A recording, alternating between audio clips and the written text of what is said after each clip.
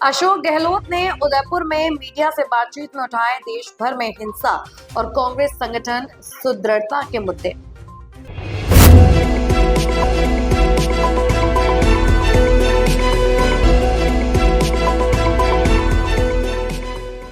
राजस्थान के पूर्व मुख्यमंत्री अशोक गहलोत ने उदयपुर में मीडिया से बातचीत के दौरान देश भर में बढ़ रहे हिंसा के माहौल, सोनम वांगचुक की गिरफ्तारी, कांग्रेस के नेताओं की वापसी और कन्हैया लाल साहू की हत्या की जांच में हो रही देरी पर अपनी प्रतिक्रिया दी।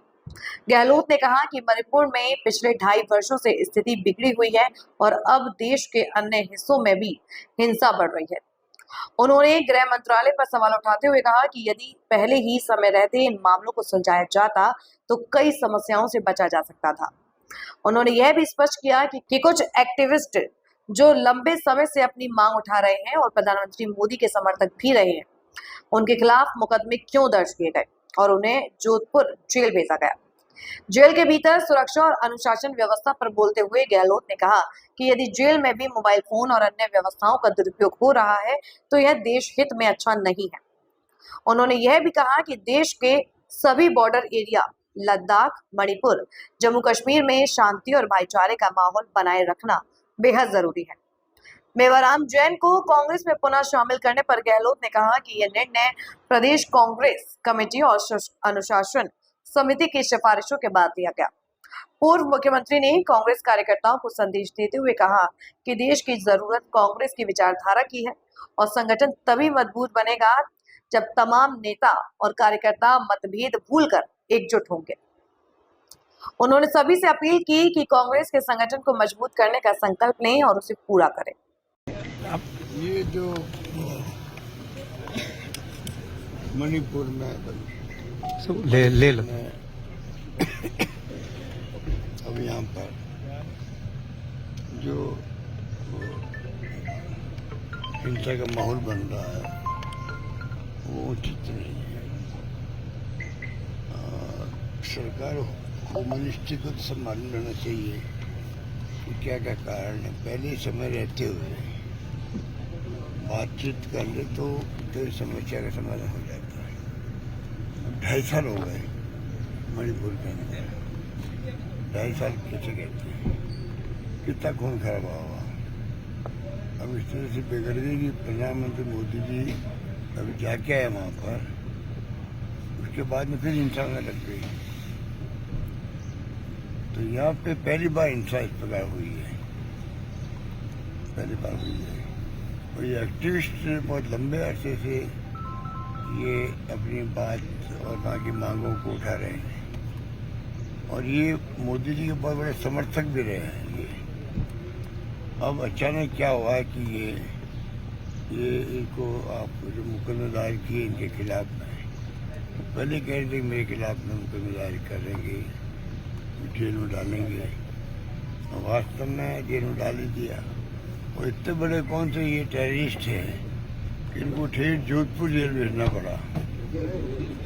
ये भी एक निर्णय पता नहीं क्यों किया गया है कि कहाँ तो लद्दाख सीधा जोधपुर तक क्या नौबत आ गई भाई।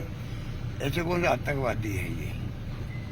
तो ये सरकार मिसहैंडल कर रही है सब मामलों को, मेरा मानना है। पूरा टाइम सीसीटीवी की निगरानी में रहेंगे, उनके ऊपर नजर रखी जाएगी, सीसीटीवी की निगरानी में रहेंगे, नजर रखी जाएगी। जेल के अंदर भी जी, जेल के अंदर, इसका मतलब जेल के अंदर आपका कोई व्यवस्था ही नहीं है कि आपको जेल के अंदर भी अगर व्यवस्था नहीं है, मोबाइल फोन मिलते हैं वहाँ लोगों से, जेलों के अंदर से गैंगस्टर्स ऑपरेट करने लग गए हैं, कई खबरें आती है, सच है या झूठे तो स्पष्टीकरण करे गृह मंत्रालय, तो ये खबर आती रहती है।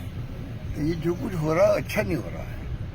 देश इतना नहीं है कि आप जो देश की बॉर्डर इलाके हैं, लद्दाख हो चाहे वो मणिपुर हो, चाहे जम्मू कश्मीर हो या और कोई इलाके हो, वहाँ शांति स्थापित रहनी चाहिए, प्यार मोहब्बत भाईचारे का माहौल होना चाहिए। वो हमारे देश के अंदर मेवाराम जी को पार्टी में शामिल किया, उसके बाद विरोध एक अलग तरीके से नजर आ रहा है। तो प्रोसेस जो प्रदेश कांग्रेस कमेटी में कमेटी बनी हुई है, अनुशासन समिति, उसकी रिकमेंडेशन हुई है, फिर सबकी राय ली गई है। उसके बाद में ये मैंने कल परसों देखा मैं ये फैसला हुआ है, तो ये तो प्रदेश कांग्रेस कमेटी ने सोच समझ के फैसला किया हुआ। कार्यकर्ताओं से क्या कहेंगे जो विरोध के लिए सड़कों पर उतरे हुए हैं? अब देखिए, मैं तो कार्यकर्ताओं को कल की बात नहीं कह रहा हूँ घटने की, वैसे ही कह रहा हूँ मैं पूरे लंबे अरसे से मैं बात कर रहा हूँ, 2 साल से कह रहा हूँ। ये 3 बातें हैं। नंबर 1 है, इस देश को जरूरत कांग्रेस की है, कांग्रेस विचारधारा की है, जो सभी धर्म, सभी जाति, सभी वर्गों से लेकर चलती है। पूरे मुल्क को जरूरत कांग्रेस की विचारधारा की, कांग्रेस की है।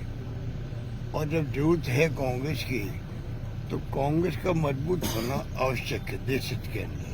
नंबर 2, देश हित में कांग्रेस मजबूत बने, और मजबूत तो बनेगी तो जितने ही कार्यकर्ता, चाहे छोटे हो, बड़े हो, नेता हो, बड़े पदों पर रहे हों, तमाम लोग अगर एकजुट होंगे तभी कांग्रेस मजबूत बनेगी।